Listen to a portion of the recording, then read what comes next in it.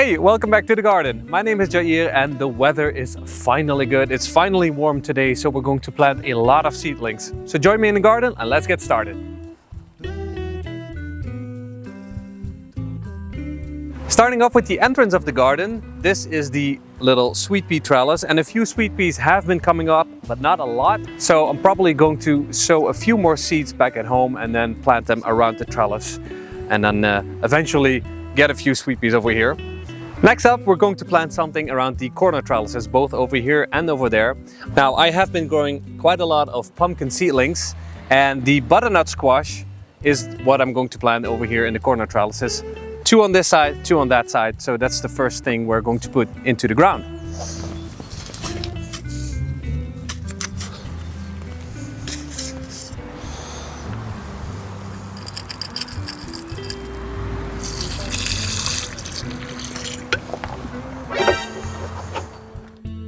When I poured water into the hole, it drained very quickly because of a vole tunnel.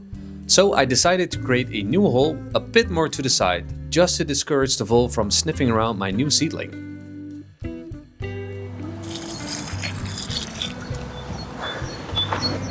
I just put some water into the holes because the ground is starting to get a little bit dry. Now I'm going to put some fresh potting soil in there, and then I'm going to plant the seedlings in there.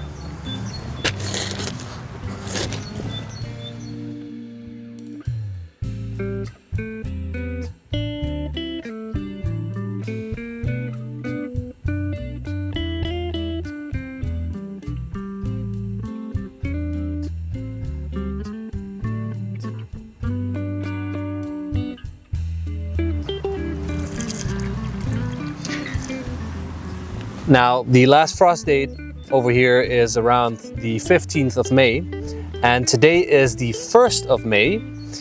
But I have been looking at the forecast of the weather, and there won't be any frost in the night anymore. There's going to be a minimum of around 10 degrees in the night. So I am taking a little bit of a gamble over here by planting these pumpkins in full soil already, but I have faith that it will work out. Speaking about frost and frost dates, last week we had a little bit of a cold snap and it just went sub-zero. And my early potatoes that were growing over here, all lush and green, got hit by the cold snap and they just died off.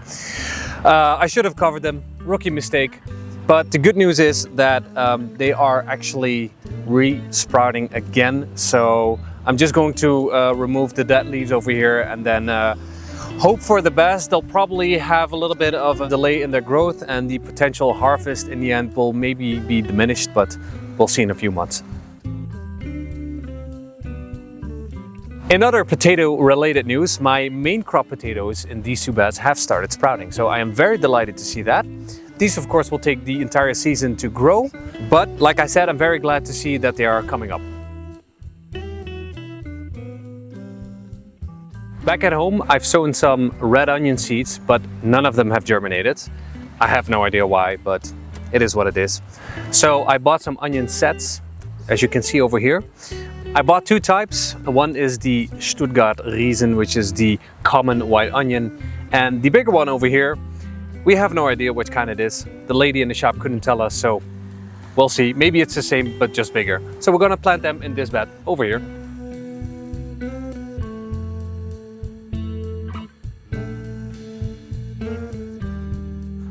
Now, normally you have to plant the onion with the pointy side up. If it doesn't really have any pointy side and you're not really sure which is which, often you can see little roots on one side, and of course they have to be planted down. I wanted to grow some more herbs this year, so I made a little patch in between one of the corner trellises as well as the amaranth bed. And I will plant a few chamomile seeds in there, as well as a few thyme seedlings that I had from back at home. So this will become a little herb patch.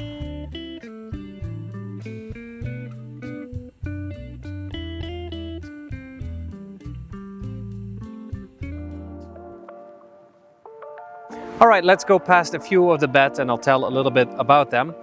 Right over here, nothing is going on right now. This is the bed that the amaranth was in last year, and since it self-seeds very easily, it's probably going to come up again in a few weeks, so we'll see. If not, I have a lot of amaranth back at home. These bars over here, I got them for free. Probably going to use them to construct a few new grow beds for probably inside the greenhouse. Over here is the carrot experiment. Probably because of the cold weather, I haven't really seen any germination yet. Right now I can see a few tiny green leaves coming up, but to be honest, I'm not really even sure if these are the carrots or just some weed that came flying with the wind. My only cucumber seedling that I got to germinate, I planted over here, and the idea is to have it grow over the arch trellis. I'd like maybe a second one, so I might just try germinating a few more, or I'll buy some in the shop. Over here is the so-called potato prison, and right now not a lot is going on. It's pretty barren. Back at home, the potato slips are already forming root. Just like last year, I'm going to plant them in here. But before I do that, I need to get the soil out of here and put some hardware cloth at the bottom of this grow bed, because unfortunately the vole does manage to get in here. And after that, I'm going to build it back up and then put the potato slips right over here. Over here is my garlic bed, one of the last beds I actually planted last year. Not a lot have survived, or not as much as I'd liked. Still a few, I think about 15 garlics are growing in here, so I can probably start harvesting them in about a month or so. This teepee trellis over here is where I grew my cucumbers last year. Now these sticks have become very brittle and it starts to break down. I'm not really sure what I'm going to do here. Either I'm going to build up another teepee trellis, or I'm just going to put a banana plant in there for fun, because we have a few at home. So this is still to be determined. Then the next bed is the one where I planted all my peas and my beetroot and my radishes in. The peas, they have survived, but they have been battered by slug attacks non-stop. But they seem to get a little bit of a growth boost, so I'm hoping that they will survive. Looks like it, but the lower leaves, as you can see, they have been all eaten up by the slugs. And then there are some radishes, some beetroot that are popping up, but it's not a lot. I think most of them have been mowed down by the slugs. So that's a shame to see. Maybe some will pop up, but we'll see.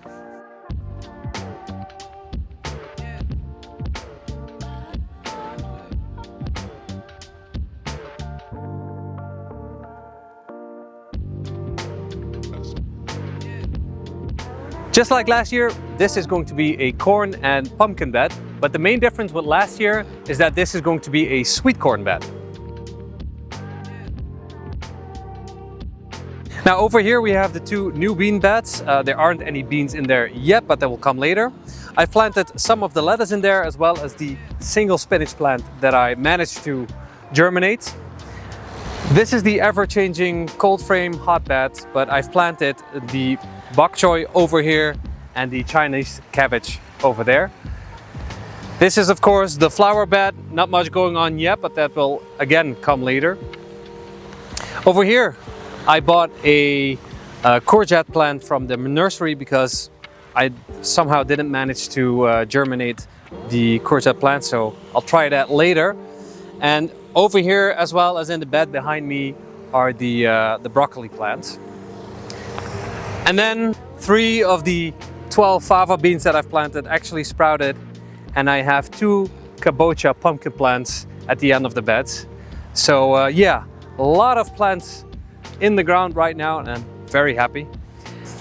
This is the under construction area, but right now I am putting down a so-called berry lane. So we have some red currant, we have some raspberries, blackberries and blueberries, and I'll probably continue burying that lane on and on.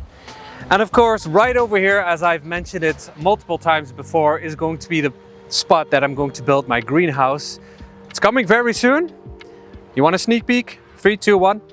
All right, nice sneak peek. And well, behind me, again, not much going on. It's the compost station. The water barrels are still in the same spot, but it's a little bit lower on the priority spot.